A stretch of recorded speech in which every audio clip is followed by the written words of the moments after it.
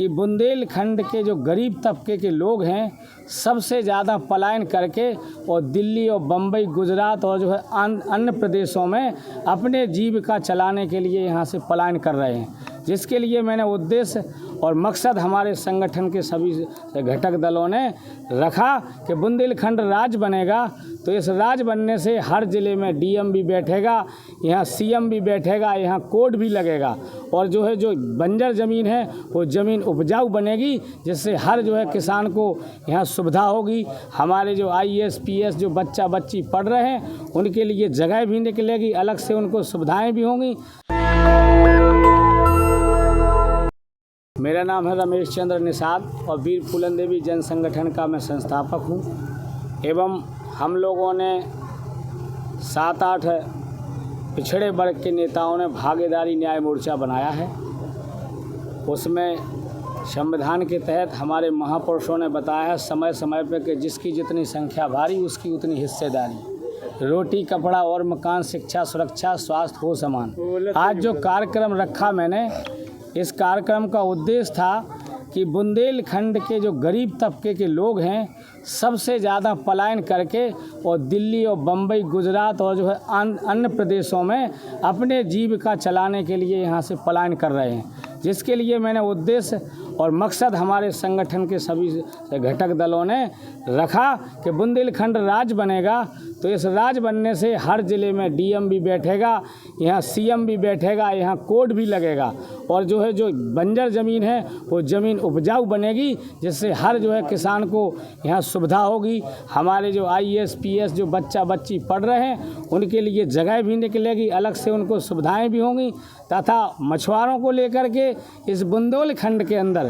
जितने भी बुंदेलखंड में ताल, पोखरी, नदी, झील हैं ये सारे मछुआरों की थी 26 जनवरी 1950 से आज तक, लेकिन 2050 के बीच से ये तालाब पोखरियों का सारा सिस्टम ये जो है बड़े सामंतशाहियों के कब्जा में है। हमारा निषाद समाज सबसे ज़्यादा पलायन कर रहा है, रोटी के लिए परेशान है, इसकी वजह से हमारा मछुआरा समाज और इसके अलावा और भी समाज है, जैसे पाल समाज भी है, अगर वो भेड़ बकरी ना पाले तो वो भी भरण पोषण नहीं कर सकता।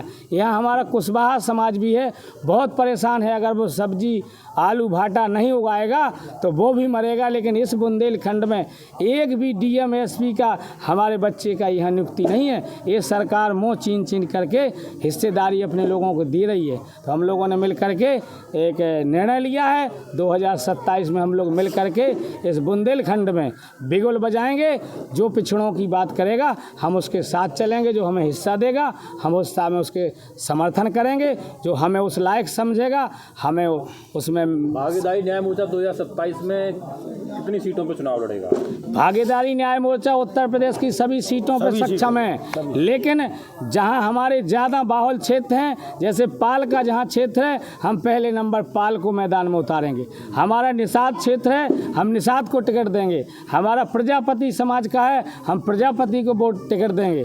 इसी तरीके से शोषित वंचित समुदाय के, मुस्लिम समुदाय के और जो है और एससी वर्ग के जो भी साथी हैं हम लोग उनको टिकट देंगे और उनके साथ ये भागीदारी न्याय मोर्चा डट के खड़ा रहेगा। उत्तर प्रदेश में शोषित वंचितों की बहुजन समाज की बात समाजवादी पार्टी बीएसपी बिलवा करते हुए सरकारों में भी रही है, तो उनके साथ आप लोगों को क्या दिक्कत है? देखिए, उत्तर प्रदेश में एक बार की जगह 4 बार मुलायम सिंह यादव की सरकार रही, जब जो है देने लायक थे तब उन्होंने दिया नहीं है। पिछड़े वर्ग का वोट ले लिया और पिछड़े वर्ग का वोट लेके मुख्यमंत्री 4 बार बने। अब हम जैसे बताते हैं कि आज जो है जो उत्तर प्रदेश में मुलायम सिंह यादव का दबदबा था, इन लोगों ने पिछड़ों का साथ छोड़ा तो सारे लोग हट गए हैं। हटने के बाद भागीदारी अभी जो है इंडिया गठबंधन बना, इस इंडिया गठबंधन में हम लोग सारे लोग साथ हुए तो 239 सीटें मिली और बीजेपी को थोड़ा कमजोरी मिली, तो मन के कानून नहीं जनता पर थोप पा रही है। मैं तो कहना चाहता हूँ कि 2001 में फूलन देवी जी को समाजवादी पार्टी से सांसद थीं, गोली मारी गई, लेकिन समाजवादी पार्टी के मुलायम सिंह यादव और उसकी पार्टी ने आज तक सीबीआई जांच क्यों नहीं कराई। और जो व्यक्ति मारने वाला है शेर सिंह राणा और भी जो लोग हैं वो खुलेआम उत्तर प्रदेश सरकार में मिनिस्टर हैं। आज जो है हमारे समाज के साथ खिलवाड़ हो रहा है। ये डाकू घूम रहे हैं, चाहे योगी जी हों और चाहे अखिलेश जी हों।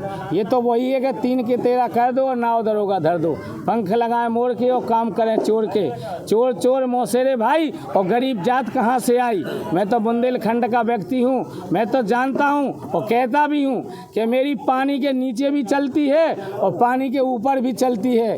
लेकिन हमारा समाज जिस दिन साथ दे देगा साथियों, तो किसी भी प्रदेश में मछुआरों के अलावा सरकार नहीं बनेगी, पिछड़े वर्ग के अलावा सरकार नहीं बनेगी। ये मैं कहना चाहता हूँ आपके चैनल के माध्यम से। आप वीरांगना फूलन देवी के बारे में बात कर रहे थे, बहुत सारी उनकी किस्सा कहानी बताया, तो अब क्या करेंगे? कैसे आप लोग कहते वीरांगना फूलन देवी का मिशन पूरा करेंगे, क्या करने वाले हैं? बहन वीरांगना फूलन देवी सांसद बनने के बाद और उससे पहले उसकी एक ही सोच थी, अल्पसंख्यक समुदाय, वंचित समुदाय की लड़ाई लड़ने का उनका मिशन था। और बहन जी द्वारा ही एकलव्य सेना का गठन किया गया था।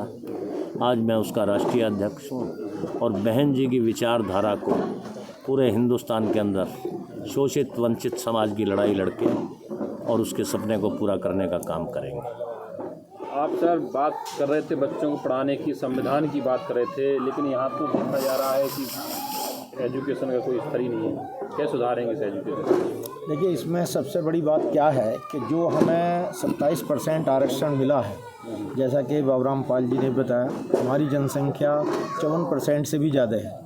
अभी बिहार में जनगणना हुई तो 63% आई। वहाँ पे कर्पूरी ठाकुर आरक्षण फार्मूला पहले से ही है वहाँ पे तो, लेकिन उत्तर प्रदेश में और कई राज्यों में ये आज लागू नहीं है। तो बीजेपी ने 2001 में पहले बनाई थी, उसके बाद अभी जो है 2018 में, मार्च 2018 में राघवेंद्र कुमार जी हाई कोर्ट के जस्टिस थे, उनकी अध्यक्षता में ये समिति बनी और अक्टूबर 2018 में इसकी रिपोर्ट आ गई। आज लगभग 6 साल हो गए। वो रिपोर्ट जो है सामाजिक न्याय समिति की, पिछड़ा 7%, जिसमें बहुत सारी जातियां मेरे पे यहाँ रखा हुआ है, अति पिछड़ा 11%, अति पिछड़ा 11%, अत्यंत पिछड़ा 9%। तो मेरा ये कहना 11 + 9 20% जो हिस्सा है जो अति पिछड़े और अत्यंत पिछड़े का, ये तो कोई दूसरा खा रहा। इनका तो एक आदमी भी ना IAS है, ना IPS है, ना डॉक्टर, इंजीनियर, किसी बैच में कुछ नहीं बनता। तो हमने इस चीज़ के लिए माननीय योगी जी से मिलकर इस समिति का गठन कराया था और इस समिति के गठन कराने के बाद आज इसकी रिपोर्ट 6 साल पहले आ चुकी, ये मैं आपको दे रहा हूँ, डॉक्यूमेंट दे रहा हूँ। और ये रिपोर्ट के बाद भी इन्होंने कहा कि साहब इसको लागू करेंगे। मैनिफेस्टो में भी नहीं रखा है, इधर मैनिफेस्टो में भी नहीं रखा है, ये रिपोर्ट जो है मैनिफेस्टो में भी नहीं रखा और कहते हैं कि साहब इसे लागू करेंगे। कभी कहते हैं कृषि उत्पादन आयुक्त महोदय की अध्यक्षता में फिर कमेटी गठित करी इसके इवैल्यूएशन के लिए, विश्लेषण के लिए, लेकिन कहीं कुछ नहीं। लेकिन अब ये दबाने से दबेगी नहीं, क्योंकि जो अति पिछड़े वर्ग, अत्यंत पिछड़े वर्ग, इनकी जनसंख्या आज की डेट पे 40 से 42% है और ये गवर्नमेंट 36% पे बनती है। उत्तर प्रदेश की सरकार 36% पे बनी हुई है और हमारी जनसंख्या 42% है। हमें किसी के पास जाने की ज़रूरत नहीं, लेकिन हमारे लोग जागरूक नहीं है, इसलिए वो अपने हिस्से से वंचित है। इसी प्रकार से जो संविधान प्रदत्त है, धारा 341, 340 अगर आप देखें भारतीय संविधान की, तो इसमें वर्गीकरण का स्पष्ट उल्लेख है। और अब तो माननीय सुप्रीम कोर्ट ने भी ये स्पष्ट कर दिया कि वर्गीकरण किया जा सकता है। उदाहरण के लिए शेड्यूल कास्ट, शेड्यूल ट्राइब का वर्गीकरण ऑलरेडी सुप्रीम कोर्ट ने आदेश दे चुके हैं। ये बहुजातियाँ, बहुत धार्मिक, बहुभाषाएं हमारे देश की खूबसूरती है और इसमें अभी अति पिछड़े और गरीब, शोषित, वंचित समाज के लोगों को हक अधिकार देने के लिए फिर ये लोग कह रहे हैं कि बटोगे तो कटोगे। अरे भाई, ये कहाँ का न्याय है? तो इसीलिए हम कहते हैं अब यही इसी तरीके से भारतीय जनता पार्टी भी हक अधिकार छीन रही है। आए दिन अत्याचार, अन्याय अति पिछड़े समाज के साथ हो रहा है। और अखिलेश जी भी जो है PDA का नारा दिए हैं, ये अखिलेश जी का PDA जो है पी का मतलब इनका खुद का परिवार। अच्छा अब समाजवाद में देख रहे हैं, अब यादव समाज में नहीं रह गया। अच्छा इनके परिवार के 5 सांसद, पूरा एक भी यादव सांसद नहीं पूरे उत्तर प्रदेश में। अच्छा तो पी का मतलब इनका परिवार और डी का मतलब दौलत। अच्छा दौलत वाले लोग अगर हों अच्छा तो इनके कैटेगरी में फिर बैठते हैं। अच्छा और ए का मतलब औलाद, चाहे कौसाम्बी देख लीजिए, मछली सर देख लीजिए, तमाम जगह अभी उपचुनाव चल रहा है, इसमें भी नेता के बेटा या बेटी को ही टिकट मिल रहा है। तो ये पीडीए का इनका फार्मूला है। तो अब बताइए, इसमें अति पिछड़ा, अत्यंत पिछड़ा गरीब आदमी वो कहाँ जाएगा? उनको अवसर कब मिलेगा? इसीलिए हम इन्हें अवसर देने के लिए हम लोगों ने भागीदारी न्याय मोर्चा बनाया है। और भागीदारी न्याय मोर्चा एकदम पिछड़े और निचले पायदान के लोगों को मुख्य धारा में लाने का काम करेगी। और कोई? हाँ जी बोलें, क्या कहना चाहेंगे आज कार्यक्रम के बारे में? भागीदारी न्याय मोर्चा शोषित और अति पिछड़े के लिए जमीनी स्तर पे गांव-गांव जाके उनके हक अधिकार की बात करेगी।